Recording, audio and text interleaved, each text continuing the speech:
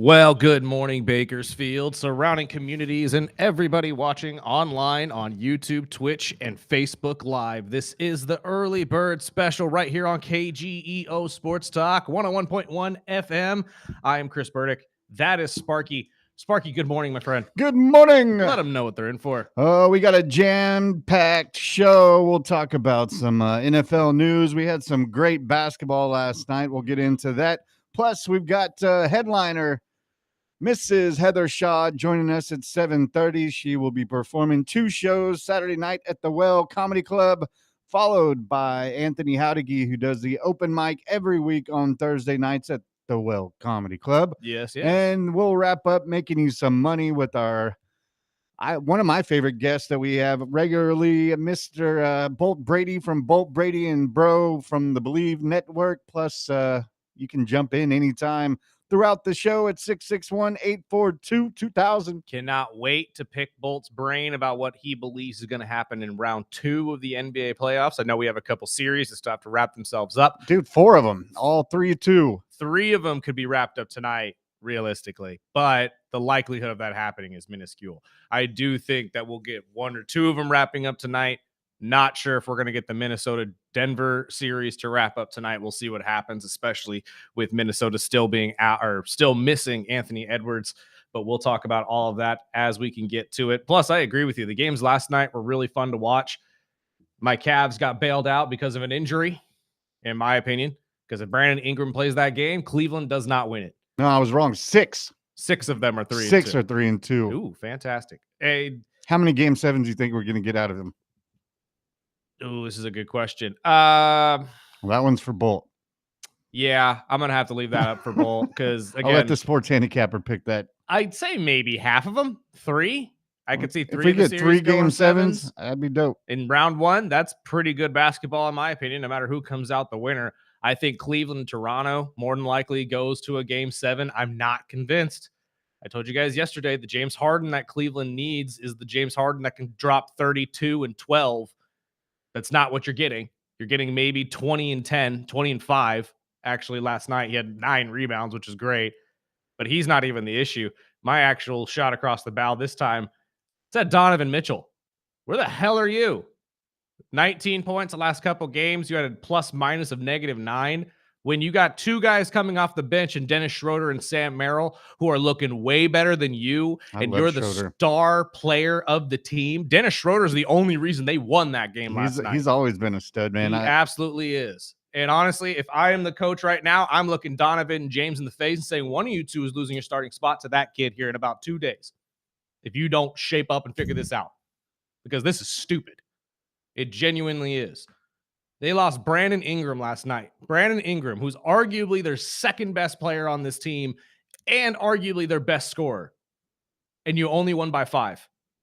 And honestly, they could have beat you. It was scary, man, because there was a point when I was changing back and forth. I think Toronto was up 8. Mm-hmm.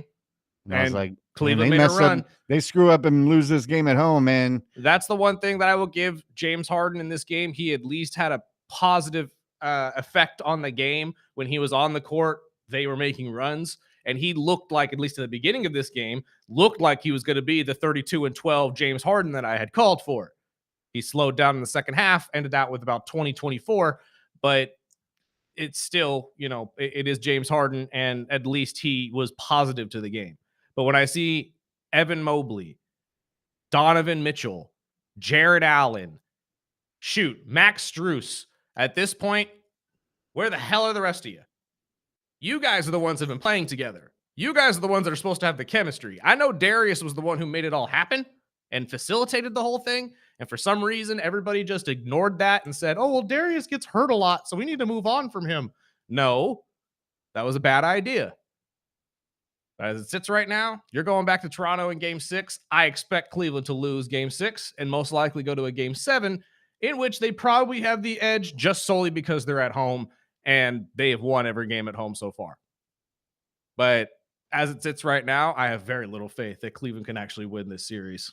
And the other 2 games, Detroit stepping up when they were win or lose, win or go home. And the same thing with Houston. I mean, they pulled out a win over the Lakers last night.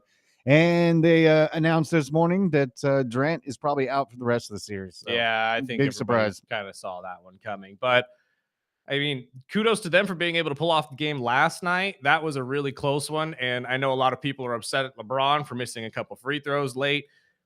Granted, yeah, he probably should have made those. It wasn't that detrimental, or I shouldn't say it wasn't that impactful. I think they still would have lost this game probably by about 3 points, if not two. But this series is starting to show new life here with the Rockets no longer focusing on having to funnel the offense through Kevin Durant, which might actually be a good thing for them.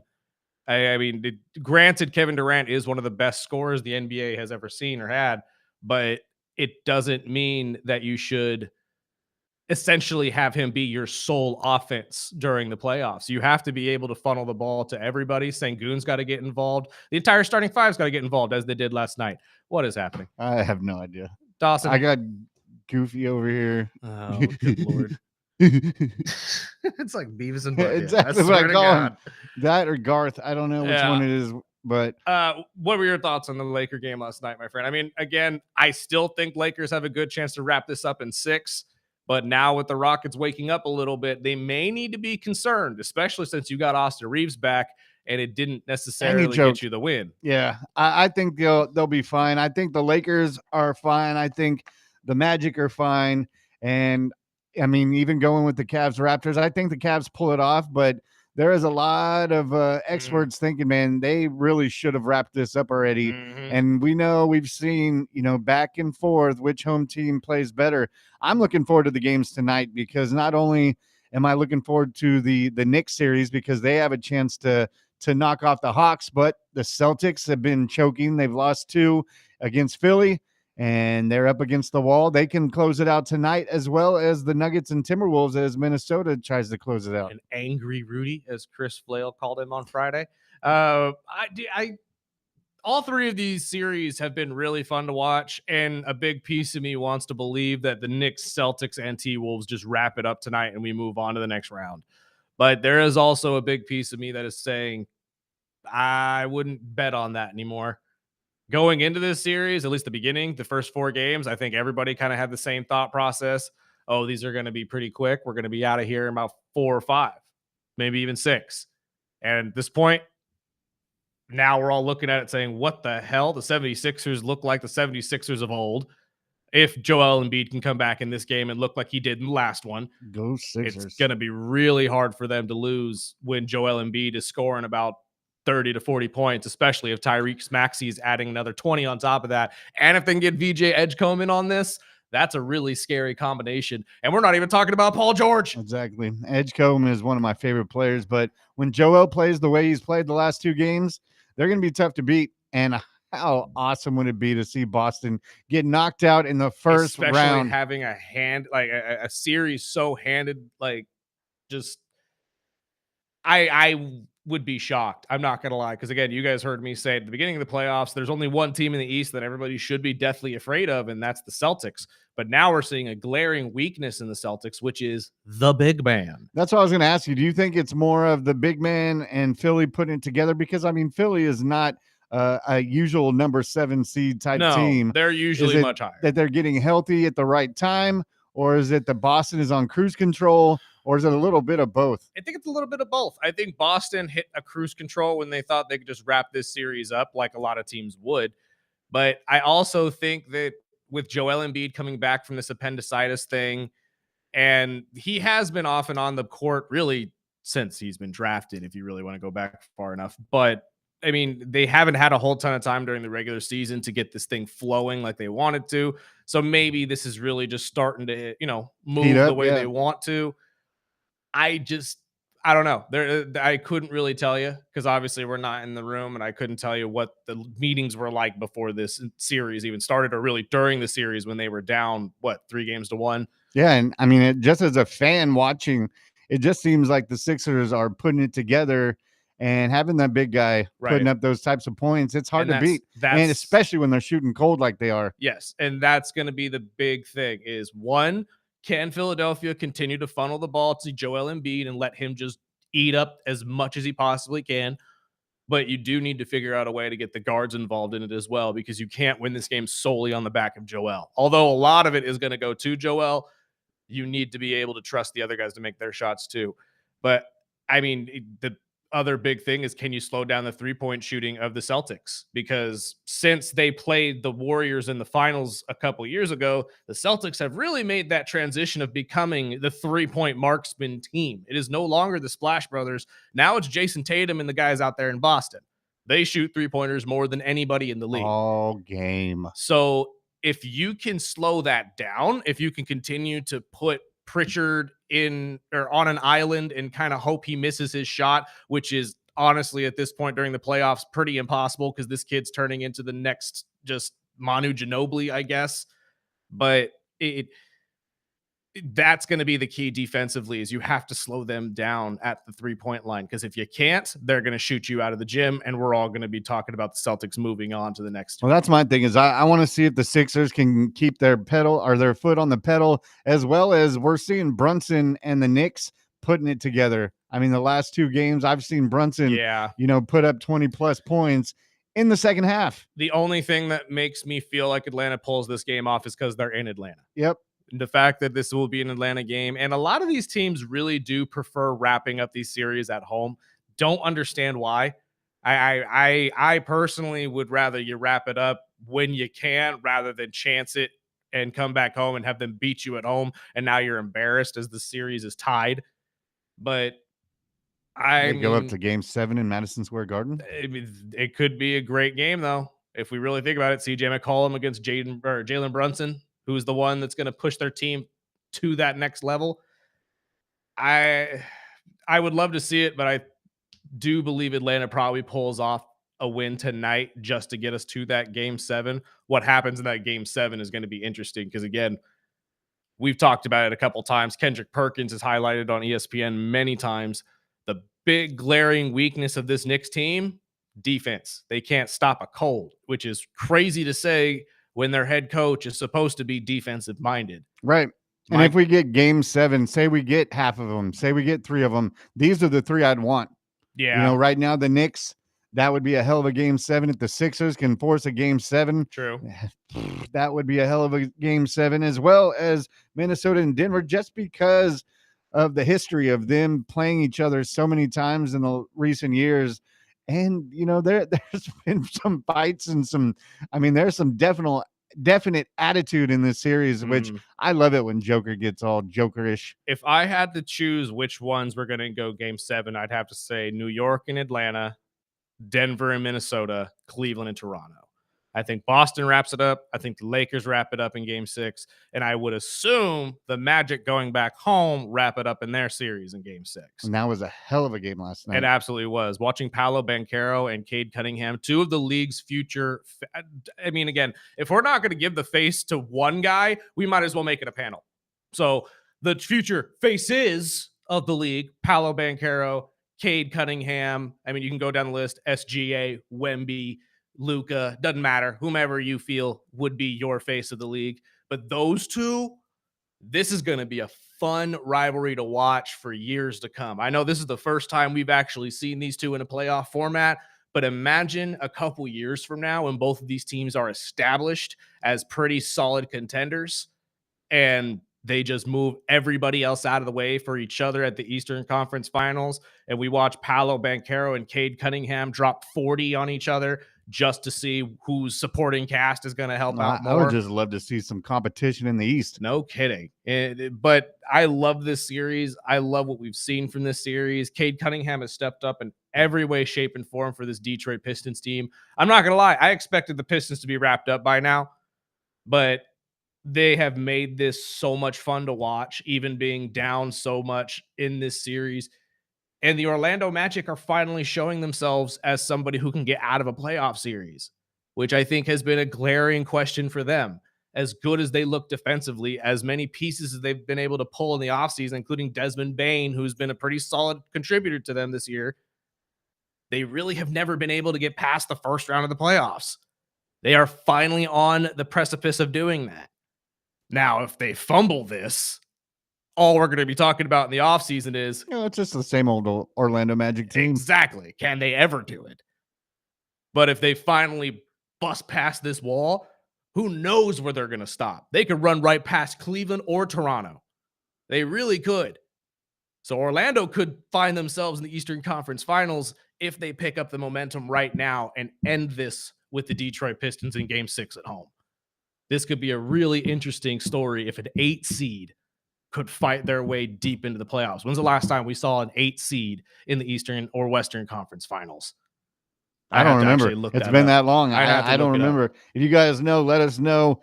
That is 842-2000. And I've got to throw out, I know you're a big LeBron guy, but this is the first time I've actually seen him come out, because back and forth for years and years, Oh, it's yeah. the GOAT conversation. It's the GOAT conversation. Who is it? Jordan, GOAT? I grew up watching Jordan. You grew up watching LeBron. So we've had this discussion, but I have to throw out some respect for LeBron, because he did come out and say, dude, it is impossible Yes. to try to pull a GOAT out of that. We played separate different games. He said it's apples to oranges. He said at the end, I just hope Jordan is happy that I wore number 23 and I did it justice. Right. And honestly, when you look at the progression of this debate since he was drafted to now, the narrative has changed 18 billion times from him, from the media, from everybody, from Jordan. At first, Jordan's saying, this is just some kid. Yeah, and then he says, well, he can never live up to the actual guy who was Kobe. And now he's sitting there saying, well, I mean, we're both great. And same with LeBron. I think it's just kind of evolved into that. LeBron, though, I feel like his tone has changed because he knows he can never live up to the greatness in terms of just sustained greatness. Obviously, he's been there so many times, but the fact that he's lost it so many times will forever be a stain on his career. So he can't argue that. So now he's playing the card of, I mean, our games are completely different. I mean, if you want to compare me to somebody, compare me to Magic, because me and Magic are more alike than anything. And I know he didn't say that, but let's be honest, that's what people are going to do here at the end of his career. And again, it's not a bad thing that he's coming forward and saying our games are different, because it's true. I think a lot of people have been saying that for years, and the comparison of the two is just wild. But it's sports. That's what we do. We take two players and say who can beat the other, because it's competition, and we all wish we could have a simulator that would just throw these men in front of us and say who's better, do it right now. And eventually we're going to get that. I was going to say it's coming. Yeah. I mean, 2K is pretty dang close. But again, I don't blame him for saying what he said. I think it was a cop-out answer, if I'm being completely honest. But the political answer is the correct answer right now if you're LeBron, because any other kind of answer just gives people more ammunition to say how much of a POS he is, or how he's never going to be like Jordan because he's not this or that or the other. He doesn't have the championship. He's a flopper. He's this or that. It's like, dude, it is what it is, man. Like, he may flop, 100% true. He learned that from Anderson Varejao. If you really want to know some history, if you go back and watch who was the biggest flopper in the NBA when he got here, Anderson freaking Varejao. I love that guy, but he was. And charges have been part of the game since inception. So I don't know what you guys are complaining about, but doesn't mean he doesn't drop 28, 10, and 12. Doesn't mean he hasn't consistently been arguably top 5, top 10 player in the league since he got there. I mean, we've seen over the years the growth of the sport, not only with the flopping, but just, I mean, people complain about SGA, and he's turned that into magic. I mean, he's turned it into, okay, it's part of my game now. I know that this guy can't handle my crossover to the left. I'm going to get a foul every time. And he's got it into motion where if I go left and I start to shoot, I'm going to get a foul. So it's just a part of basketball. And I think LeBron found it early that, okay, these guys are going to hack me. And if I just traveled into the key, I'm going to get a foul. Yep. So I think flopping was just a growth of how the sport is and how they call games. And when the game evolved, don't blame LeBron, blame the refs or the league. And honestly, when the game evolved past LeBron in the way where it got rid of the crab dribble and it made charges a little bit easier and stuff, they had to make that transition away. They couldn't keep doing it that way. And he changed his game too. So again, is he as good as Michael Jordan? In some ways, yes. In some ways, no. And there's no reason to really call it otherwise.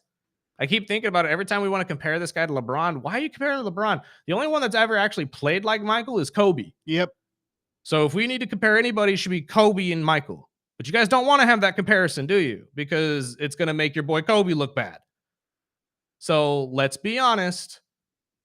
Just sit it at the door. Just be happy that we got to watch all three of them. Exactly. And just be happy that you've gotten this many sustained all-time greats. And not just the NBA, but the MLB, the NFL. We have never had this many talented athletes at one time. Never. I know a lot of you old heads are probably screaming at you. What are you talking about? We had to stop. Stop it. Well, speaking of, Daily Dave's got his 2 cents on the discussion. Mr. Dave, good morning. Good morning, guys. My first thing, when you guys were telling me how LeBron missed free throws last night, and I've always preached this: free throws win championships. Absolutely. Well, free throws are the only reason why Orlando lost the game last night. They missed, I think, half of them. Yeah, so you have to make your free throws. And second of all, I was just talking to 2 young kids. I always say Bill Russell, because 11 championships in 13 seasons. True. Absolutely. It's the same thing. My dad said Will Chamberlain. Yeah, Will. But it's a whole different ball game, and he was almost a giant, because he used to take on Wilt and beat. I mean, Wilt never beat him. I don't know if Wilt ever beat Boston. So I always go with Bill Russell, but just greatest players. I mean, it's got to be up there with they're like the top 3. Michael, Kobe, and King James. I mean, that's why I always appreciate and say we should do top 5s or Mount Rushmores, because to sit there and say that one person is the greatest of all time is really hard to say. If there's anybody in basketball, it obviously goes to Michael, but there are other guys that you could argue. Yeah, and you look at the football. Terry Bradshaw won 4 world championships. Montana never got defeated in Super Bowl. But it was a different game. You see the hits that these guys took back in the day when they get knocked out. They used to do a souffle on them, like in wrestling. You know what I'm saying? Well, that was a whole different time. Like you said, I mean, I remember watching average quarterbacks throw 500 yards in games. Right. Yep.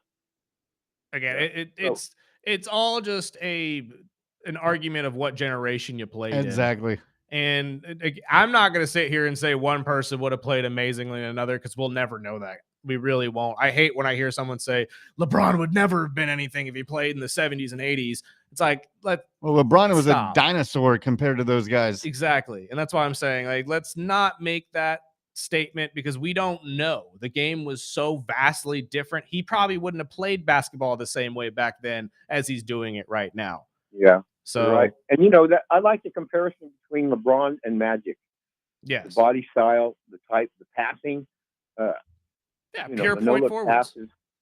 I mean, it's the only comparison you could really make. And again, I'm not new to that. I mean, I'm not the one who just broke that. Talking heads have been trying to make that transition with LeBron for years, especially on ESPN. That's why they don't really try to talk about the Michael LeBron comparison anymore, because they know it's the same answer from everybody. Yeah. So, but like my first thing, it's always been, and my kids all played basketball, and when they won championships, they made their free throws. Yes. Because it comes down to it. That's what it comes down to at the end of the game. Let's foul them. Let's make them make the free throws. Let's win the game. Let's shut it down. Well, our basketball coach made us shoot 100 free throws a day. No, 100%. And I can tell you right now, you're 100% right. One of these series could have got wrapped up last night if the team could have hit a freaking free throw. So, I mean, Orlando is most likely kicking themselves in the butt right now. Yeah, but you guys I think you're on track. I think the Lakers can get on and win. I think Boston can find the right thing. They have a great group. But time's going to tell. We're going to see who's, and then of course you're looking at the defending champions. They're playing great. So, the West is already wrapped up to me. It's going to be the 2 teams that are currently waiting for everybody else to figure their things out. So at this point, you might as well just let the Spurs and Thunder play each other in the championship, because it's not going to be anybody else. You make a good point there. Wemby is playing great. His team is playing great behind him. And it's like I always say, Jordan wasn't Jordan until he got Pippen Right. and the other guys that came on. You know, even Kerr. I mean, everybody contributed. Jordan was great as a youngster, but once you got a team and the coach, right? You got to have the Bulls were crap. That's why they got Jordan. Right. We wouldn't have Jordan if it wasn't for the years and years of how crappy Craig Hodges and everyone else played, or we wouldn't have got that lottery pick to get Jordan. Yeah. No, it's a combination of things, and I like your idea. Make the Mount Rushmore 5 or 6 players, or maybe a top 10. You know, because they're all so good.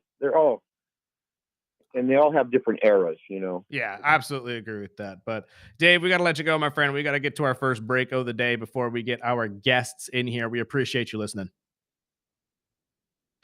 Let's get to that break real quick. Heather Shaw will be joining us, comedian on the other side. She's got a show at The Well, and she is a very, very, very funny comedian. I highly, highly recommend you go check her out. I know I say that a lot, but The Well's just had some dead ringers lately, man. They really have. And we got D.L. Hewley coming in next week. Oh, they're lining up some stuff out all the way up until like September, October. Michael Blackson's coming in right after that. I mean, it's been an incredible slate of comedians, and we've been incredibly blessed to be able to talk to each and every one of them. And thank you to Dan Betts for setting that up and helping us out with that as well. Let's take a break. We'll talk to Heather on the other side. Then we got Anthony Jauregui coming up at 8 o'clock to talk about more at The Well, including the open mic that's tonight. And of course, Bolt Brady from Bolt Brady and His Bro from the BLEAV Network at 8:30. Hopefully help you guys win some money on some of these game 6s and potential game 7s and get his thoughts on what's to come in round 2 of the NBA playoffs. This is the early bird special right here on KGEO Sports Talk.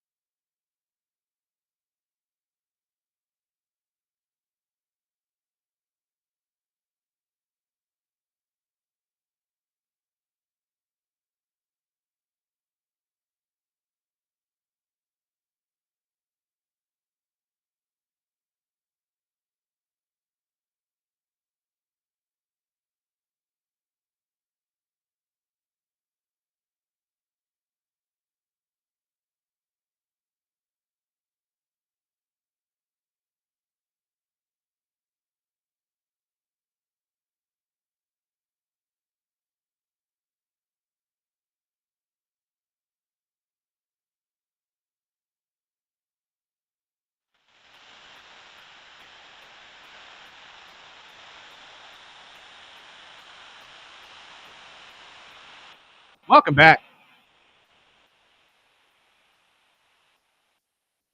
Early Bird Special right here on KGEO Sports Talk 101.1 FM. We're also streaming video live on Facebook, YouTube, and Twitch.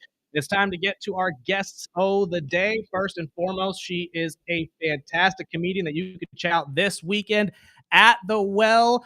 Whether you know her as a dead ringer for Jim Carrey or her just incredibly funny social media reels that she posts all the time, taking comments and just ripping into some of the funniest stories in pop culture. We are very excited to introduce and welcome Heather Shaw. Heather, good morning. Hey, how you doing? Morning. Good morning. Thank you for joining us. We really appreciate your time. And I know this is incredibly early for all comedians. So thank you for just gracing us with your presence. It's okay. I'm good. I'm a morning person now. I'm old. Oh, well, we all are at this point. Me too. We've been doing this show for a while. I mean, my co-host here gets up at what, 3 o'clock in the morning every morning? Yes, sir. I mean, God. yeah, that's what I said too. You're like a meteorologist. That's what I said too. I was like, why even sleep? Like at that point, you might as well just move through the entire night. Sleep when I'm dead. We like to get a little bit of background on you guys and why you chose Bakersfield. So we'll start with that question. What brings you to Bakersfield? You know, I did Bakersfield a year or two ago, and I was terrified, and it was actually fun because everybody was warning me about Bakersfield, and then I get there, and it's like the best crowd ever. Uh-oh. So I'm excited to go back. What were the warnings? I'll go anywhere, though. I'll go anywhere. I'll perform at a Chuck E. Cheese ball pit. I don't care. So Bakersfield is great. We actually have a Chuck E. Cheese here. We do. Yeah, we could totally line that up. Performing. Yeah. What were the warnings? What were everybody telling you? Well, online when I was promoting, people were like, Bakersfield, there's so much crime and this and that, and it's like Breaking Bad live. It's pretty close. It's pretty close. I don't know. The crowd is great. I was worried they were going to be crazy drunks, and they weren't. They were really fun. No, I think this community really appreciates the comedy world. And since the Well has opened and Dan Betts has really introduced a lot of different comedians to this space, I think everybody's really starting to just jump into this and really enjoy it. So I'm excited to see what happens this weekend for you. But what got you started in comedy? What made you jump on stage? I mean, I've always wanted to do it, and I look like a man, another comedian, so it was kind of just written in the stars. But yeah, I'd always wanted to do it, and I finally just did it one day, like 10 years ago, and loved it ever since. You know. And I always ask the comedians. I know it's probably one of those questions you get at every interview. But what comedian did you really follow? You know, growing up, that said, I could do that outside of the man that you're a dead ringer for, obviously. Yeah. I mean, I liked all the Comedy Central would have this half-hour presents show in remember that in like the early 2000s, 90s. So anybody that was on there, but I really like Maria Bamford, and I really loved Kathy Griffin, Margaret Cho, Patton Oswalt. Kathy Griffin, man, I haven't seen something from her in a while. I'd love to see a stand-up from her. Yeah, she's great. She's prolific. So for people who haven't seen your stand-up or weren't here, at your show about a year ago, how would you describe your comedy? It's fun. It's goofy. It's unhinged. I roast some hot topics. I roast, what's going on in the current environment, But yeah, it's quick. There's not a lot of crowd work. If you love crowd work, you're going to hate my show. I don't really care what the person in the front row does for a living. No one does. No. Including his wife. So yeah, it's quick. There's a lot of quick jokes and a bit unhinged and fun. Nice. I mean, doing a deep dive on your social media, I could tell that you enjoy diving into a lot of these pop culture stories, especially the crazy ones like we do. Loved your take on Tiger Woods and Lamar Odom, by the way. Those were hilarious. Oh, yeah. That documentary is crazy. What do you just kind of scrounge the internet and just say, that's the craziest story? I'm going to see if I can make something happen out of this? Or what draws inspiration for some of the social media videos? Yeah, some of it's just like what's actually going on. I'm not ever scrounging. I don't really have to in this climate. It's really great. Very true. But yeah, if something pops up and I'm like, oh, that's that, I can make a funny angle about that. Or if I'm literally just watching something like the documentary, the Lamar Odom thing, I didn't go in being like, I'm going to watch this so I have content. I wanted to watch it. And then it was crazy. And I was like, I have to talk about this. So it's more organic. You know, I don't think out my videos. They just happen. Absolutely. You kind of get served with all this. I mean, the world we live in now with the 24-hour, especially with pop culture and even with sports, we've been talking for the last week, which we didn't even need to prep for, was the Patriots coach and him cheating on I haven't talked about that yet. Oh, man. man. Figure out what the hell's going on. You need to drop a video on that one because that is quite a story. I know. will tell you.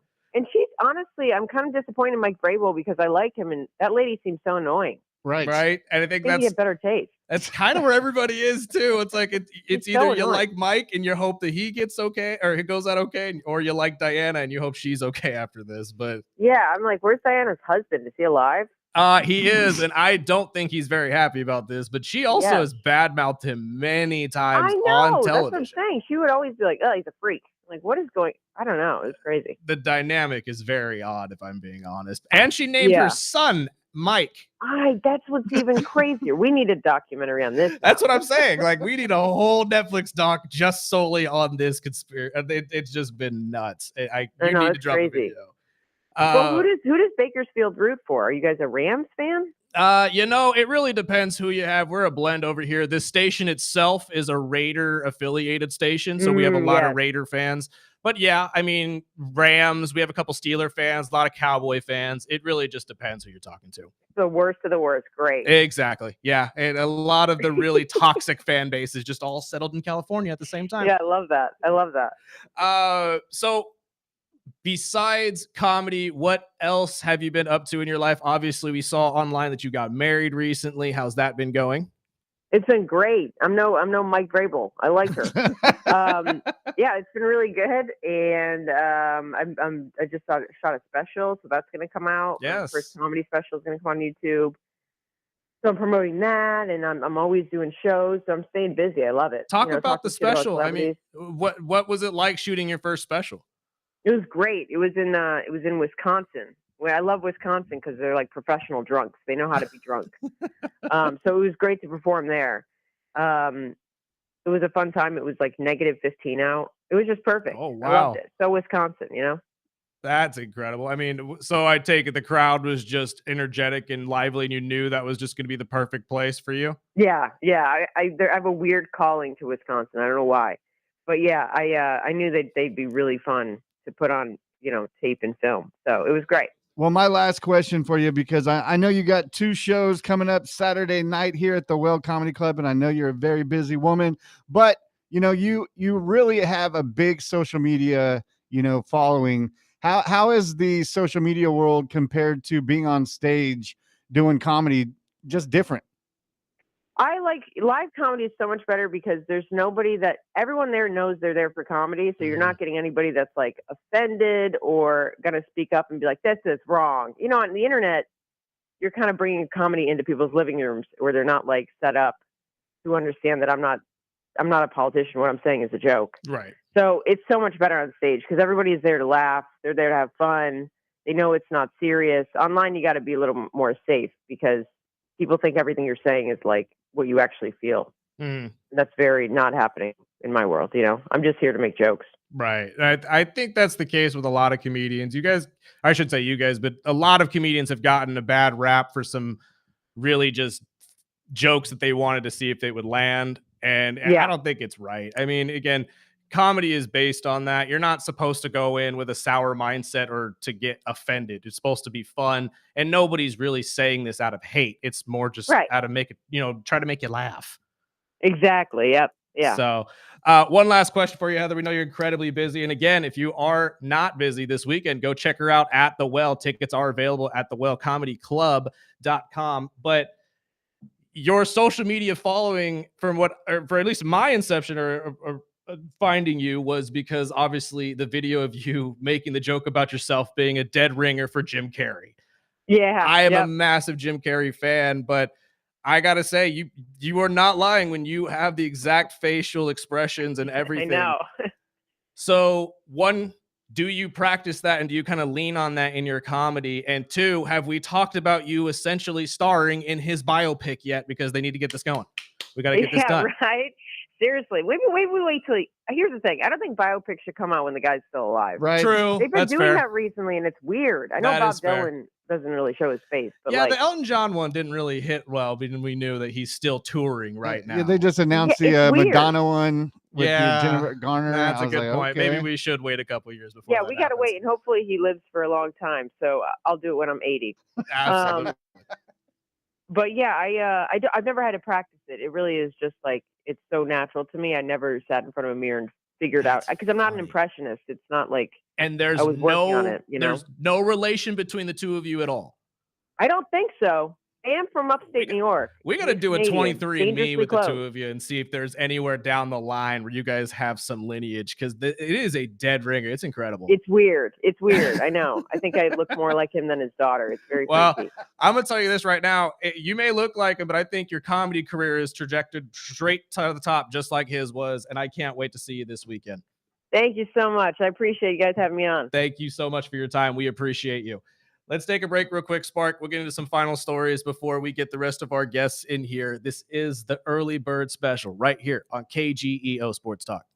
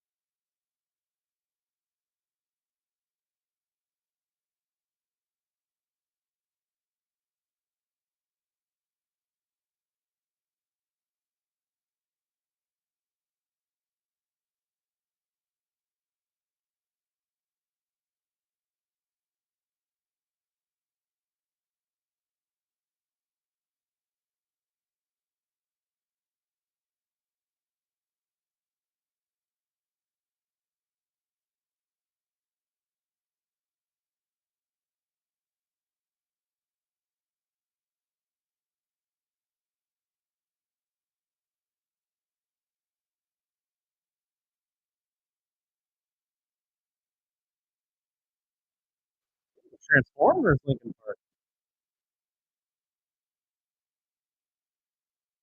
A little late, but I won't complain. Welcome back. Early bird special right here on KGEO Sports Talk, 101.1 FM. Want to thank Heather Shaw for joining us. Go out and check her out this weekend at The Well. Tickets are available at thewellcomedyclub.com. And you Or can if you're an early bird special fan, you could just text me the show. We'll hook I you up. was gonna ask you if we had any tickets. We got a couple left, and we got a couple left for Brett Ernst as well on Friday. And I am hoping to be at the Brett Ernst show on Friday. So if you do end up going to that show, come and say hi. Come say, come chill with us. Come have a drink. All that type of good stuff. Right, so I'll be having one. I'm gonna try to make a trip out to Tehachapi this weekend. Oh, that's right. To go check out Chris Flail and our next guest. Yes. I mean, that's another good option if you're in the Tehachapi area and you're looking for some good comedy.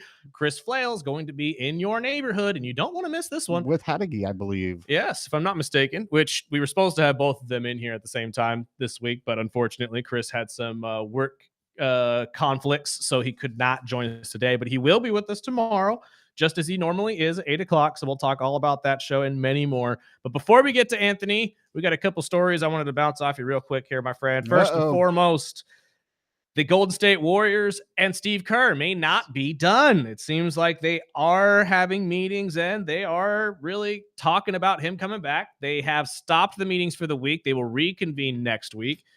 But there is a little bit of glimmer of hope out there for those Warrior fans that were hoping that Steve Kerr wouldn't be going anywhere.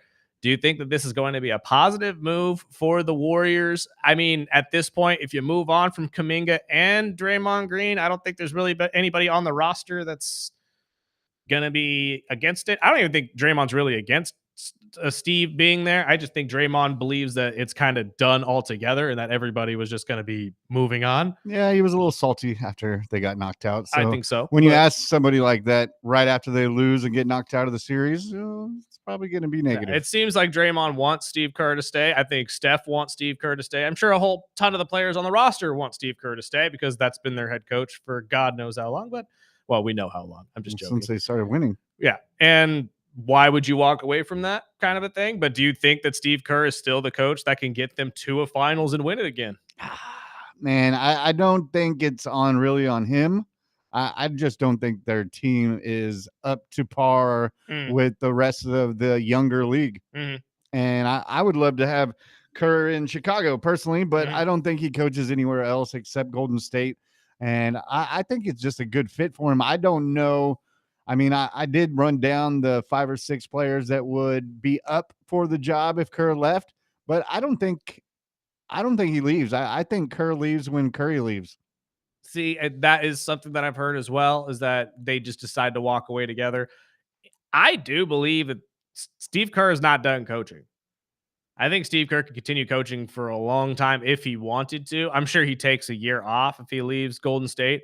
But the thought of him going to Chicago is a possibility in my head because, again, he's got a long history there as a player, and who wouldn't want to go back to the team they played for and had such a rich career with? I mean, same could be said about San Antonio. If they were ever looking for a coach, Steve would probably love to go back and coach at San Antonio. I think those are the only two. But that's what I'm saying. It's like, so I wouldn't necessarily say that the only team he would coach for is the Warriors, but I see why you would say that. I'm just interested on seeing who the hell is going to coach the Bulls now. True. And that's going to be a talking point for the next couple of weeks until it actually gets figured out. I hope it's Thibodeau. Me too. I mean, if there's one coach out there right now that should be a head coach, and yes, Jenkins was on that list before he got signed as a head coach, but Thibodeau needs that nod. It's so wild to me that he's not a head coach in the NBA. He gets a bad rap. I understand that, the style of play is different. The starters are on the court for 40 to 45 minutes of the game, and that's not really positive in certain ways if you don't have players that could actually have a motor like that. But Tibbs has been a proven winner, man. He is one of the best defensive coaches in the NBA. How he does not have a job, and really how he was fired from the Knicks, is wild to me. And if the Knicks don't make it to the finals with Mike Brown this year, where was the improvement? Because the whole idea from moving on from him was you thought you could make improvements in the coaching area. If you can't make that leap with Mike Brown in the first 2 years of him being there, what was the point? What was the point in bringing him in? And I know some people that are Knicks fans are saying that's a little too early. No, it's not. This team has been together for a while. They've been knocking on the door for a while. And the only thing that was really holding them back in your guys' mind, or at least in the front office's mind, was the coaching. It was easy to blame Thibodeau. So if that is the case and Mike Brown is the guy that's supposed to get you there, he better get you there. Because if he doesn't, you're going to blow up that roster, and then you're going to have to wait another 15 years before you guys are even sniffing the Eastern Conference Finals, let alone the NBA Finals. And then the other story I wanted to bounce off you real quick in the final minute. Former Atlanta Hawks finance executive Lester T. Jones Jr. was sentenced to 3 years and 5 months in prison for embezzling approximately $3.7 million from the team through fraudulent expense reimbursement requests and misuse of corporate credit cards. Dang, man. How the hell do you get away with $3.7 million before anybody even noticed you did it? And that is wild to me. But again, I'm sure this happens more than we realize, especially the company credit cards thing. Because let's be honest, most of you with a company credit card that's listening to my voice right now probably use it for things you're not supposed to. Dinners and whatnot. Toxic. I'm just saying. Toxic. You're going to get in trouble for that. Listen to, or you'll see what happened to Lester. This could be you. Just make sure you're not abusing it. We'll talk about that and much more with our friend Anthony Jauregui from The Well after this break. And then we got Bolt Brady from Bolt Brady His Bro at 8:30. Hopefully help you guys make some money on some of these game 6s and possible game 7s. This is the early bird special. We'll be back in about 5 minutes.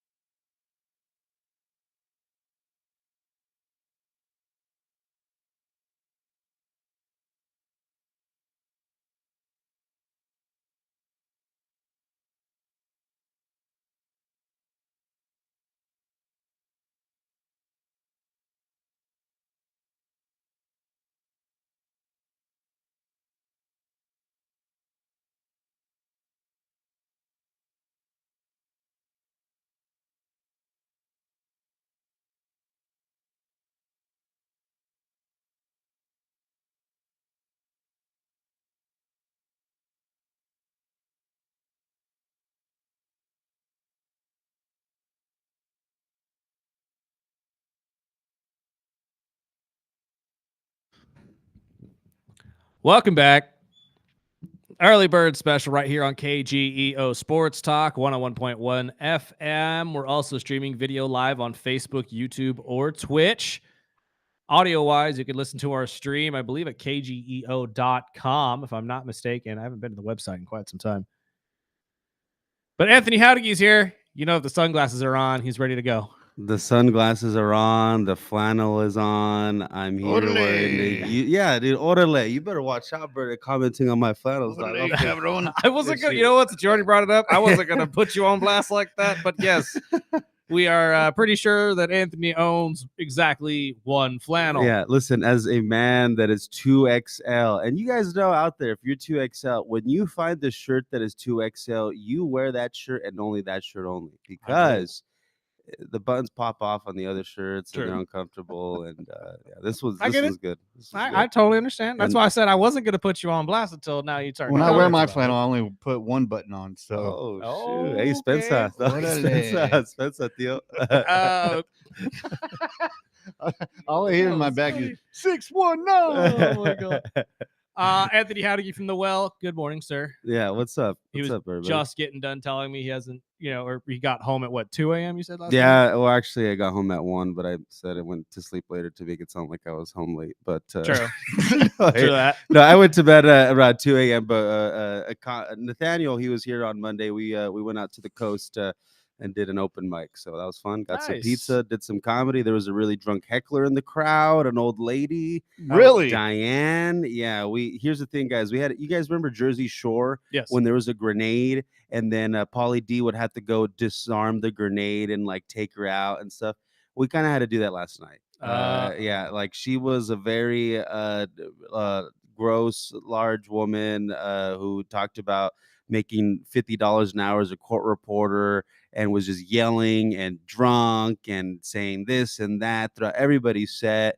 And Nathaniel tore her a new one. I tore the same one. And at the end of our sets, we basically were like, we waved a cigarette in front of her, and we're like, hey, you should follow us outside. So yeah, we basically were like, she's like, I don't smoke cigarettes, but I'll go out there and talk to you guys. And then she went out there and vaped while the show kept going on. So I don't smoke cigarettes. Pulls out a vape from her pocket. Yep. Oh, she did it the analog style. But hey, open mics are wild. Oh, man, I wish you guys had that on tape, because I'm sure you and Nathaniel ripped her a new one. Oh, we do. That's gonna be gold. We got we all got clips of like just. Did you really? Yeah, just and then yeah, it was just, she was a crazy lady. So expect it on social media is what you're 100%. At least my story at Banfany, BAMPHONY. Guys. So neither of you took her home. Oh, well, there was no seat in the two-door Challenger, that was guys. The invitation with the cigarette is what it was. Is follow us home. Yeah, I was Challenger's like, over there in the corner. Yeah, here's a cigarette, and I threw it in the middle of the road, and she jumped in.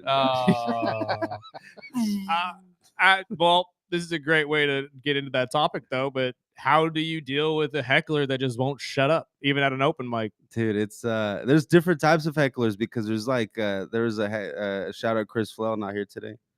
R.I.P. I'll be here tomorrow. Yeah, but I opened for Chris Fell last Saturday, and there was also like a guy there in the front, like literally dead center in the front. It was like his first ever comedy show ever, and he was just like going in the middle of a setup. Oh my God. In the middle of a setup, so you'd be like, "Hey, does anyone here drive a car?" And it hurt my ear. I'm sorry. I apologize if you're driving. That was a duck that I brought in with my back pocket. But there's hecklers that like, and that guy was actually like, it seemed like he was enjoying himself. He was having a good time, but he didn't have the understanding of like when and when not to laugh during a show or a joke. So he was just like making noise the entire time, like while you're trying to do a bit. And then there's also hecklers where they're just really drunk and they think they're helping you, and you'll just be talking about something, and they'll ask a follow-up question to themselves, and then louder. I wonder sometimes if some of these people think they're actually adding to your set. Oh yeah, the lady was like, I thought I was helping you, is what she said. Wow. I will say I went to a show over at Timber a while back with Flail, and we had that almost a mix of both of them because this guy was up in front, and of course I was sitting on the same table with him, and he was, I know this guy. It's like halfway in the middle of a joke. I've known this guy forever. He's funny. I'm like, let him do his joke, bro. And he was the loudest laugh, but I felt bad because his wife was, babe, just stop, babe. Yeah. Just stop, babe. And the whole show, she's, babe, stop. Flinching every time he lifts his arm up. Stop. You know her then. Yes, but no, there's so many different type hecklers that I've seen. I remember the Kevin Hart show, and that one was way in the back, up in the top. Yeah. And somebody finally just punched him, like, dude, shut up. Right. Like, we paid a lot of money for this damn show. But I mean, how do you guys, I mean, you've done it long enough that you kind of know how to deal and bounce off it, or are some of them just too much where you guys got security? Please take this. Yeah, like when is too much. Here's the thing is that like these when you're doing like random shows at like different venues, you know, just like pop-up shows or whatever, like you do a show at a brewery or you're at a veterans hall or at a restaurant, they're not places that are specifically for comedy shows. So those places might have their own clientele that are used to going to shows there where they were there last month. And well, I know the bartenders here. This is usually how we are. And so they already have this built-in sort of understanding of what shows are at the venue. And then there's the other aspect of like people don't understand comedy. So all they do is see clips of Ari Spears or, who's another crowd work comic? Matt Rife, Matt. That's his name. Matt Rife. They're like roasting somebody. Michael Blaustein. They see that like, oh, that's what this is. It's like no. Like as Heather Shaw just said, like if you go to her show, you're not going to get a lot of crowd work because that there's a lot of preparation into it. And Nathaniel brought a good point up yesterday to this lady Diane. She was basically like, I thought I was helping you, and she's like, if you go to a concert and someone's playing the guitar in the middle of it, do you tell them, hey, play the guitar this way? It's like you just kind of listen to the song, right? You just let the song happen, and then afterwards that's it. You're not like telling the musician, hey, take the G string off, and it's not, you're not doing that. But in comedy, because especially of all the clips recently in the last few years, you get these people just acting like they're part of it. So right. And everybody wants to make themselves part of the show because, I mean, it for some reason gives them dopamine. But, I mean, when is it too much? Like, when do you, like Sparky said, when do you just look at the security and just say, come get this fool out of here? You just like... just roll with it? It feels like the last few shows I've done, there's been like one crazy drunk person and no one does anything. And it's just because you're at these venues where they don't have security. They're not for comedy shows. They just think it's going on and you're doing your thing, But I think like when it's too much is like when they get violent, like or they get aggressive, like because you can get aggressive as a comic, but I feel like you roll that line of like play mad and actually mad, but absolutely. when you play with that, I think people really get like they get scared a little bit. But I think it's when it gets unsafe is when it like when you take it too far, and when but I don't know, like I haven't been in those moments where like someone comes and rushes the stage or tries to slap you or anything, but there are those moments where you like piss someone off and they get up and leave right after that, like I've done that, and it's not a good feeling. I feel terrible, like I'm sure. Yeah, and because I already don't like being a mean guy or bad guy, but I know I can be like that. So well, but I mean, again, it's like we said with Heather, though. The entire idea of going into a comedy show is to have fun and to be at least lighthearted about it. If you're going in with an angry mindset or just getting angry at the jokes that are being said, just remove yourself from it. There's no reason to heckle or get angry at you guys for the entire situation. It's just not your style of comedy. Yeah. So I never understand why someone just stands up and say, you suck. God, why am I paying to see this? Why did you pay to see this? Leave. That's the magic of alcohol. Honestly, a lot of this times people are just hammered and they're acting. Liquid courage. Exactly. They're just acting not like this lady was. I know. I clocked it. This lady had a pitcher of beer to herself. She was sitting there alone. And then she was quiet at the start of the show. And then halfway through, I was like, hey, Nathaniel, she has a pitcher of beer to herself. And then it literally, I summoned it. A minute after that, she like started yelling. She probably saw you guys talking about her. She and was said, sitting right "Oh, behind those us, two." right? Yeah. Like she was like, so I know she at least heard something. So I think it's when it gets violent, but ultimately, like I told her to die in a car accident, so I don't think there's a line that like you can't cross. Like, but that's in the context. Like, you guys should have been there. Honestly, everyone was like, oh my god, that's ooh. They're all But agreeing. right now, it's like, whoa, Anthony, that's Watch it It's a little actually too be far. booze. We're gonna watch the video later. They're all gonna be. I mean, is it Anthony trying to different? throw stuff at I him. mean, you're escorting me out. a Bakersfield guy, so I mean, you play, you do the top flight security at the Well Comedy Club, and you are also a comedian. Yeah. So, I mean, is the heckling different here than it is, say, you travel out to the beach and do an open mic, or you travel out to Hatchby like you're doing tomorrow night? There will always be a drunk lady. Drunk And lady. honestly, I'm telling you guys, the last few shows I've done, it's been like usually a drunk lady. And she's there alone and she's hammered. Like, I know guys get hammered, but like, I wonder if don't it's my mom. ooh. Hey, About to I don't find know. out this No, weekend. yeah, no disrespect, but this lady, I don't know. There's no way. It's just like it's the liquid courage, man. yeah. And it's just like it's the same thing when people go up to you and they hug you at a bar, or they're like, "Hey, come on, bro, what's up?" Like, if you get that person at an event where everyone's going, "Shh, Yeah.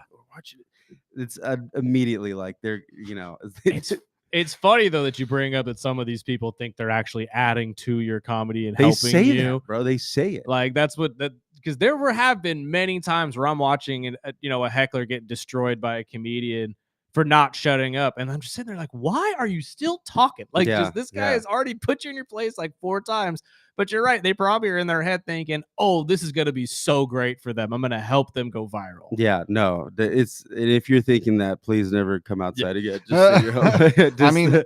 I mean, I watch comedy every day. I talk to comedians a lot, and I've never really seen the opposite side where the heckler actually wins.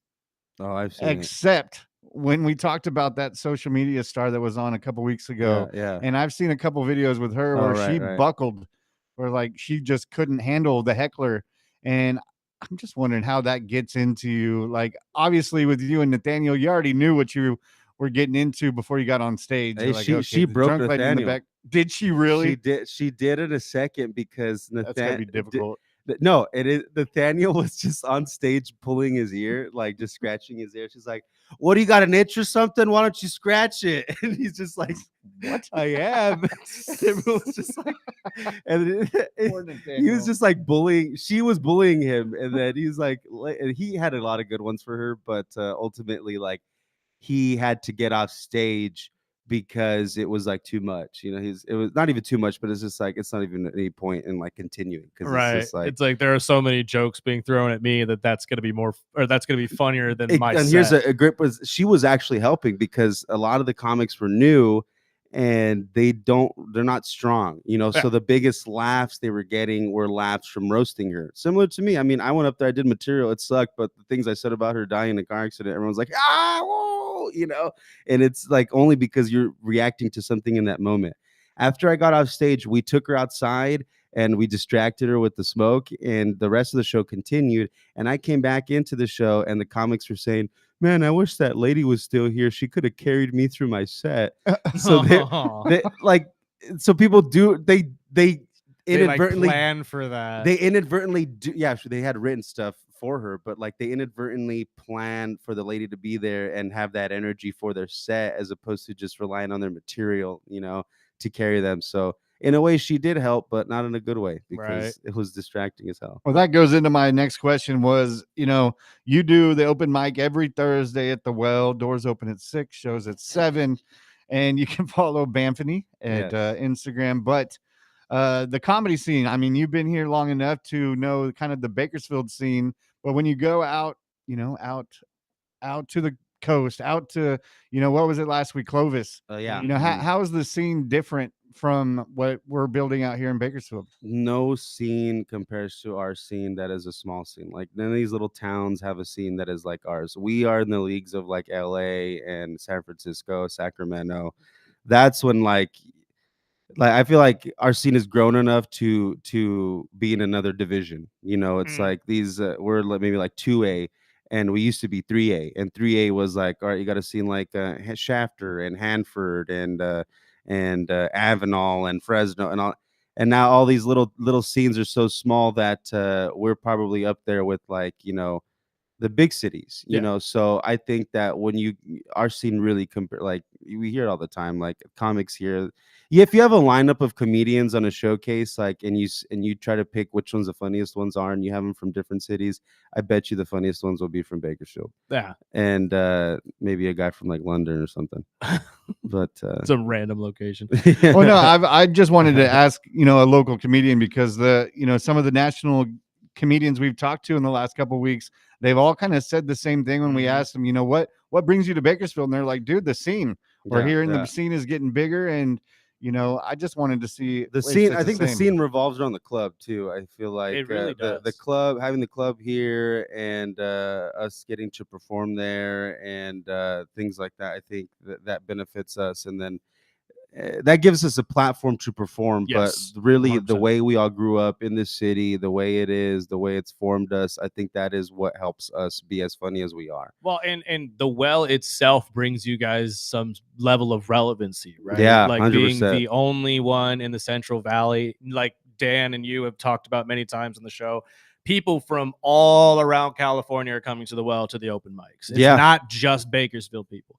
You're going to see people from Fresno, Clovis, Stockton, Sacramento. Like you're going to see a lot of these people from all over Cali drive hours to come here to do this. And it's because, like you've said, one, they're hearing that the scene around here is growing and is getting to the level of LA levels. But two, with the comedy club here doing so many different things, having so many people on, just allows you guys, like you said, to have the platform to really grow yourselves and the scene at the same time. 100%, dude. People are coming to Bakersfield to see the well. They're not coming to see another show at another place. Yes, so 100%. I mean, we were just talking about it though, dude. Like the lineup that you guys have here, just getting through May is really fun. I mean, DL's coming next week. Blackson is coming the week after that. You have two great ones this week in Brett and Heather. Yeah. I think you guys have been crushing it. I mean, I know I say it all the time on the show that every single comedian that we've been talking to, you need to go see these guys.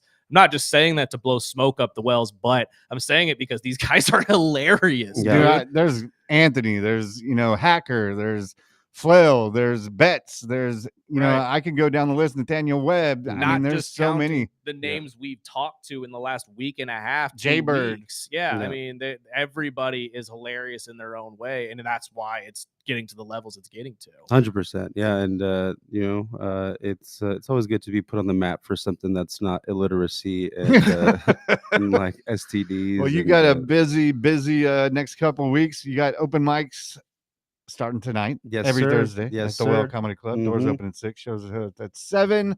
2-drink minimum, but you're headed out to Tehachapi. Yes, sir. With the buddy Chris Flo opening. Respectfully. Yes, respectfully. What day is that show? Saturday? Friday. It's tomorrow night. Okay, fantastic. May 1st at the West Lane Brewing. I've done a show there before. It's a fun room, and it's a little challenging sometimes. At least it was for me before. But I'm excited to come in. And well, here's the thing: is I went in when I hosted like an impromptu open mic that the owner hit me up and was like, "Can you do something?" And I just threw something together last minute. And but Chris is like doing it the right way, promoting and like has ads and like they put a flyer out. Like I just drew something on a piece of paper and was like, "Come out, come," and no one came, and it was just a bad show. But Chris is doing it the right way, and it's going to be a good one. Well, I've learned it from you. Like if sometimes you get better shows when you don't plan as well. Yeah. And you've told me about, we put everything into this one and I bomb. Yeah. But going into, you're going up to a place that you've been to and bombed at. Do you, do you over prep for shows like this? I'm going to change my tactic, especially after what I did last Saturday. Bring Diane with you? Yeah, right. Hey, can you go sit over there and let me hit your weed pin between your chest? That's what I told her during the set, actually. But I think having performed in Tehachapi, I kind of recently I kind of was I'm glad I get to go back because I get to change my tactics. Like the first time I went, I did it one way, and now I'm going back in a similar way, but I can change what I did before to see if I do better. Mm. And then even just from last Saturday, you know, I did a longer set, and I was like, oh, I put some jokes in there that I probably shouldn't have done. So I'm gonna leave out the foot fetish material and leave it for Aw. open mic night. And and so What? You're leaving the golden card at home? hey, that's our See, that's why secret. you're gonna bomb. He's not gonna have foot jokes. That's what it is. Hey, I'll Put it still out have there. French tips. No, it's cool going to another city that you've been to before, especially recently, because now I know Well, I mean, where to jab and you know where to. is there a Yeah. difference really between a crowd here and a crowd in our little mountain neighbors? Yeah, I mean, there's a yeah, I mean, just in the whole like people are going to a random venue that does a mixed variety of entertainment Mm. as opposed to somewhere where it's that specific type of entertainment, you know. Right. So it's a challenge, but it's nothing that I don't need practice in. So True. you Fair know, And then enough. you so come it's back and do a Cinco de Mayo show Tuesday. yes, sir. Cinco de Mayo Tuesday, gonna be a showcase. All You know, Spanish? It's already Cinco de Mayo. No? There'll be some Spanish, but Nathaniel promised That's us what he Spanish. said. Nathaniel said he was learning Spanish. if he speaks Spanish, we might have to deport him after the show. We almost got him to read this in Oh, Spanish, but we decided against it last second, uh, just in case. But I mean, what can they expect at that show is this? besides getting hammered on Cinco de Mayo? I think what you can expect. Not I think what you're gonna get at that show is just a more a more comedy show. How do I say this? Just highlighting more Hispanic culture. Like I'll maybe do more of my Hispanic material, like Nice. some Mexican jokes. And then I'll have some comics on there. Maybe more. They're gonna be Latino, but they're gonna be doing maybe jokes about that kind of stuff. You Yeah. know, maybe saying some Spanish words, but it's not gonna be all Spanish or anything like that. So don't worry, Ice, if you're looking out for some Serio. place to hit. Like we're not gonna be speaking Spanish. All right, it's not Mercado Latino. Dude, that video you did with your dad when he was watering his flowers, I felt so bad for him. Everyone's dude. been telling me crap for that. Dude. Why are you scaring your dad? That's how my dad reacts when I say hello. Just so you guys I do know. the same thing. I sneak up against my wife. Hey, You know what's funny though? don't do it while I'm cooking, babe. Every time I watch one of those videos of him and his dad, though, I'm immediately reminded of like Bam Margera and Phil. Thank you. Mhm. And I'm just like, dude, that's so great. Like, that's hilarious. It's people call me Viva La Bamphany. That's awesome. It's actually Eddie Oh, Molina. Thank you, man. Eddie Molina gave me that. I That's like why. it. No, dude, it really does. It gives me that feeling. I'm waiting for you just to pull the jackass, just like start slapping him out of nowhere. No, Just- my dad is a very, I don't want to say he's a scary man, but he's an He'll intense whoop your man, ass. worked in the fields, Absolutely. so I got my dad as like, he's honestly the decline because he's a great guy, but he's older, so like he's more relaxed. my siblings grew up with like a really intense version of him, and I grew up with a guy that's like water. See, I am so jealous of that because my family's the same Yeah, way, yeah. dude. Me and my sister, the two oldest ones, Uh-huh. we got the stern parents. Yeah. Everybody else got the best friends. Yeah. And I'm like, what the hell? You're smoking weed with man? dad? What the heck? And then they look at, well, you guys were such great kids. We just It's figured like, this yeah, would be my fine. little brother, Like, that's so he rude. got the respectful side of our Oh, parents. it's so Everything they wrong. learned from us. Yeah, He got the golden child. dude. not I right. was able to do whatever the hell I wanted, man. I Yeah, had that's no what I'm talking about. no parenting, no like. Oh, Don't You're do the this, reason don't people do can't stand their younger siblings. Yeah, that's that's- the exact reason. we were right the there. reason they had another kid. So that's Exactly. what happened. They sat there and said, "We could do this again. could do make better. this happen." We And I can keep do saying, I better. look at my mom We all can the time. do better. I look at my mom all the time. You should have stopped at 2. You should have stopped at 2. Me and my sister were perfect. That was the No, y'all magic had to go number. and make 4 or 5 more. 4 or 5 more. Bro, I'm one of 7. Jeez. Bro, are you serious? I'm one of 7. I yeah. guess you went to. Well, Garza, okay, so that 2 of them are explains- stepbrothers though, so like That it's a counts. mixed That family, but did. still 5 siblings of blood. But yes, No way. yeah, dude. I didn't again. realize that. oh yeah, a big family, dude. Hey, you're Latino, dog. What's Oh, up? absolutely, dude. You go to my house. I grew up on the east side and Hispanic or everything, Mormon? brother. Yeah, Most of my friends are Latino. Spencer, I dog. was- It's, Real quick before we let you go, Any thoughts on the Packers now that the draft is over and Oh, everything's kind of I'm winding down? I'm finally checked back in, dude. I subscribe back to the Packers podcast. I'm watching the news. I'm listening to the videos.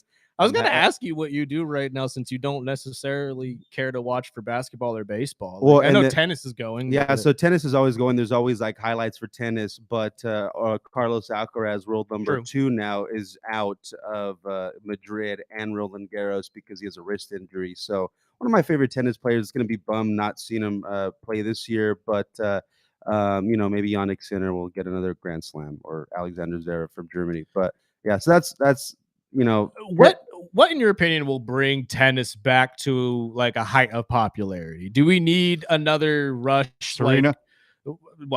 Serena and Mhm. Venus coming and playing together would be Mhm. great for the women's side. But like, I feel like the height of tennis's popularity is when we had Nadal, Federer, and all these incredible players at the Yeah. same time. I Do think we need that again? We need to get rid of pickleball and just have topless Right. singles matches. 100%. Topless singles matches, baby. I'm going out there. It'll take Diane to heckle, and it'll be a good time, dude. No, I think It's like Nathaniel in this coffee shop across the street. hey, this coffee shop. Let's give him a shout out. No, He loves that place.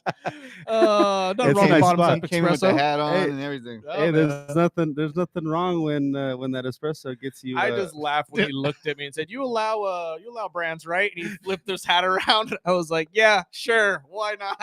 Like, Nathaniel's over here like, hey, can you send me money for gas? I'm broke. He spent $32 on a hat for a bit. Come on, dude. Really? You could have put that into 32 on write-off. pumps too. Come on. oh wait, you know what? It could get us a sponsorship, so I'm all for it. Bottoms up, you're more than welcome to come on over. Ladies, come on in. come on in. We're all good. We'll make it happen. We got you for 3 minutes. Oh yeah, bone saw. I'm sorry, my friend. We have run out of time though. We Thank you, guys. appreciate yours as always. We will talk to you next week, my Heck man. yeah.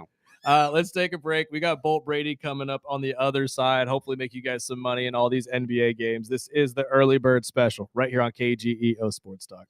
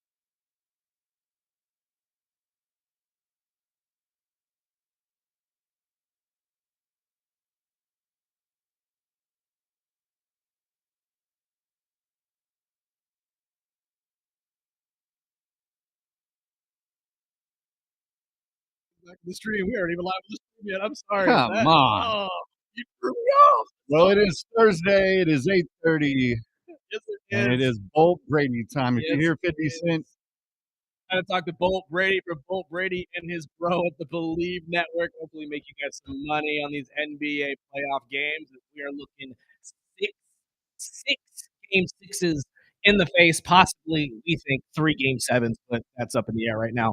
Bolt, how are you, my friend? What's happening, fellas? Good morning. How are you feeling about all these games? I mean, are we doing pretty well in your bet? Yeah, not too shabby so far for you. Nice. Yeah, so it's one of those sirs. right. Yeah. How do we feel about this? We've been talking about it for the last couple of days.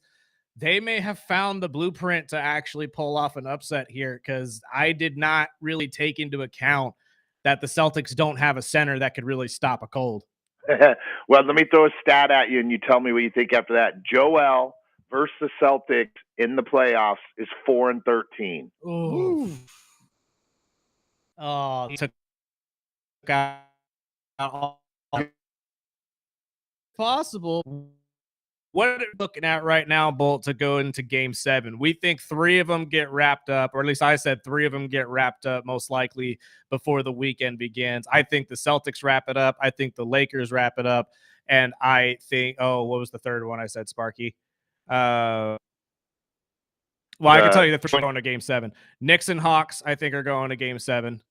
I think Minnesota and Denver are going to game 7. And I think Cleveland and Toronto are going to game 7. How do you feel about those? So you think Minnesota will actually win at home tonight? No, lose. Minnesota's down. Minnesota's down 3-2. I'm sorry. No, I'm sorry. Gotcha. Minnesota's leading the series 3-2. I'm sorry. So right. So you think Denver's going to win on the tonight. Road? Yeah, Denver wins tonight, and we go into a game 7. I think that the absence of Anthony Edwards is going to be too much for Minnesota really to figure out. Yeah, it's interesting because the line is 5.5. Is it really? Yeah, Detroit. I'm sorry, Nuggets are minus 5.5, which I thought was big. Okay. I thought, but yeah, without their starting back, it's going to be tough. I think personally, the game that I think will go 7, I think Houston, and this is actually a best bet for me. Houston minus 4.5 against the Lakers. I think Houston will take care of business. Do you think they just have the momentum in the series, or what's making you feel like they're going to a game 7? Well, I definitely think they have the momentum, right, because they've won the last 2. But the beginning of the series started off with the Lakers just on fire from 3-ball land. But now the last 2 games, game 4 and 5, the Rockets have outscored them by 42 points behind the arc. Mm-hmm. And that's been the difference. I think especially on the road, when the Lakers go into Houston, I think they'll struggle again. That's a good point. Luke Kennard couldn't get anything to fall last night, and he's been a really big driving force in those first couple games. Do you think that the return of Austin Reeves potentially to the starting 5 here for game 6 is going to help them, though? I do. I was pretty impressed with how he played last night after such a long layoff. But again, going on the road, what typically is the role players, they don't play as well, and Houston's really fired up right now. Yeah, I personally, looking into the games tonight, I think the Knicks close it out. I think Minnesota closes it out, but the one I'm really keeping my eye on is every Boston team, but I'm gonna go with I just think the Sixers are playing better basketball, and Boston lives and dies by the 3-pointer. And if I was gonna pick any game 7s that I would look forward to, it would probably be the obviously the Orlando and Detroit. If Detroit can pull out another win, Cleveland and Toronto, which I've heard a lot is whoever wins is usually the home team. Yeah. And I thought last night, if Toronto was going to make an upset, they had to pull that win out last night. So I think that series is over.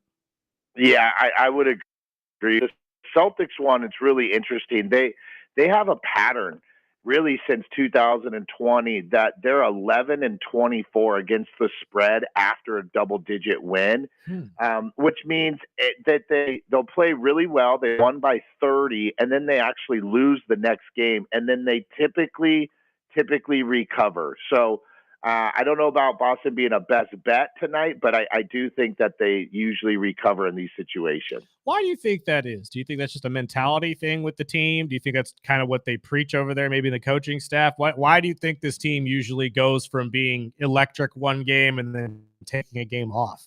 I don't know. I definitely don't think it has anything to do with the coaches because they know how difficult the game is. Right.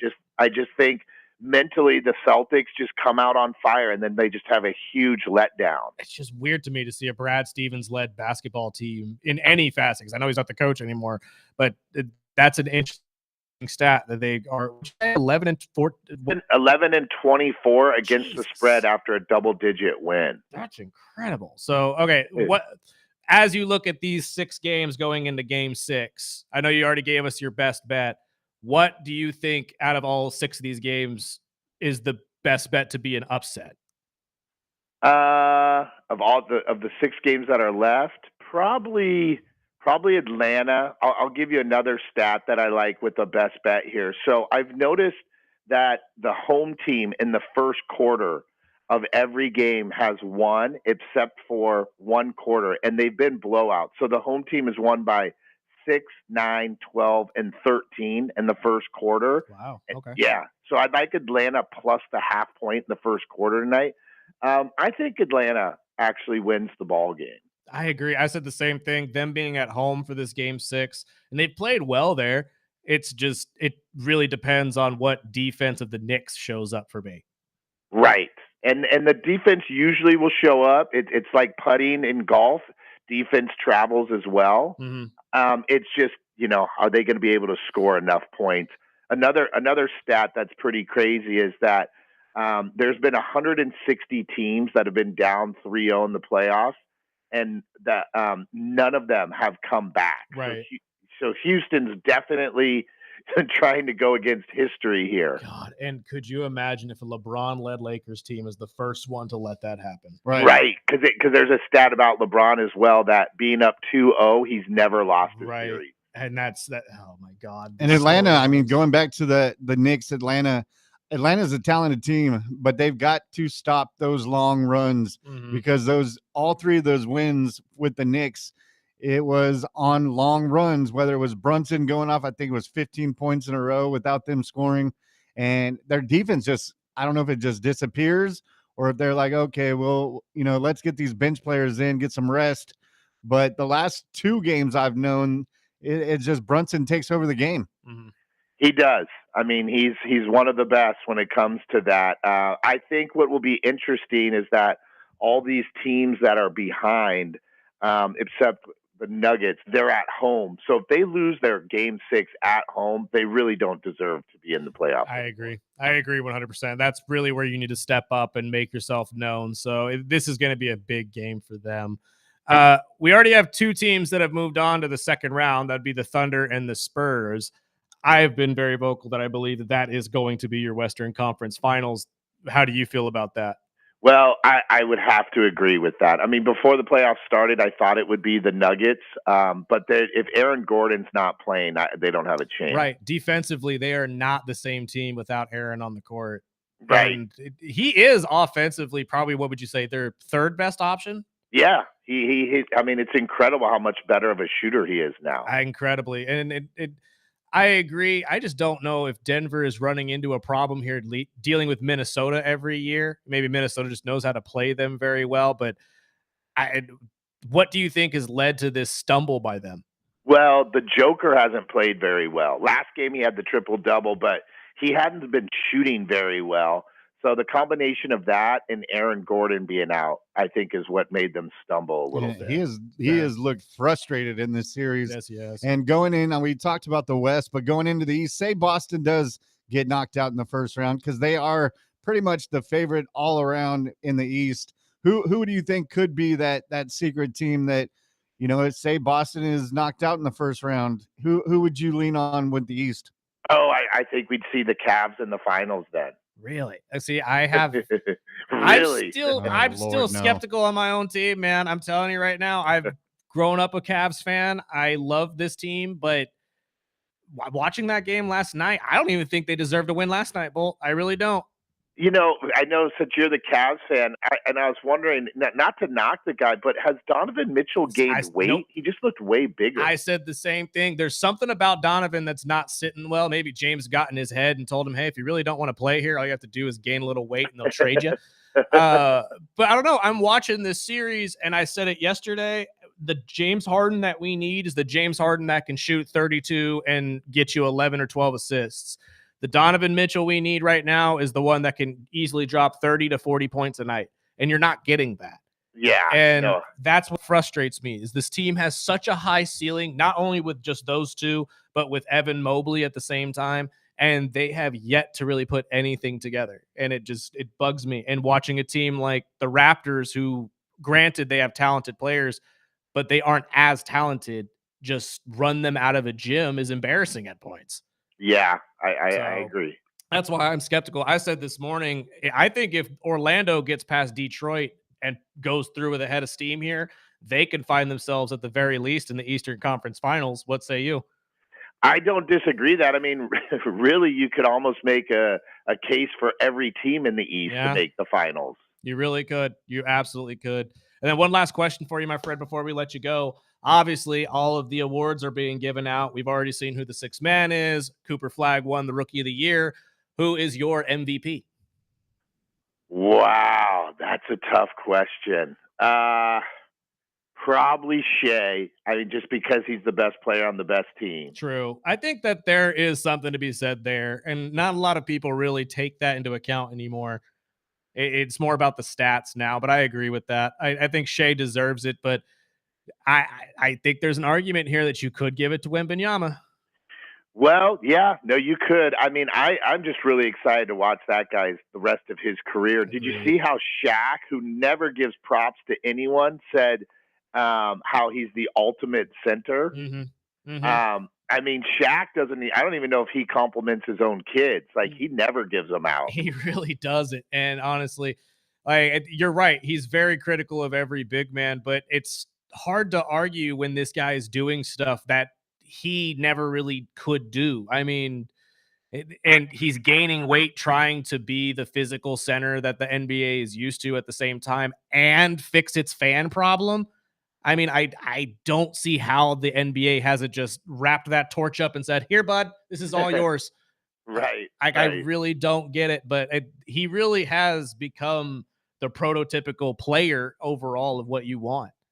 Yeah, no, it's incredible. It's fun to watch for sure. I agree 100%. Well, sir, thank you so much for your time as always, and we will talk to you next week, hopefully with round 2 ready to go.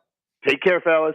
Let's take one last break, my friend, and then we will get into all the final stories of the day. This is the Early Bird Special right here on KGEO Sports Talk.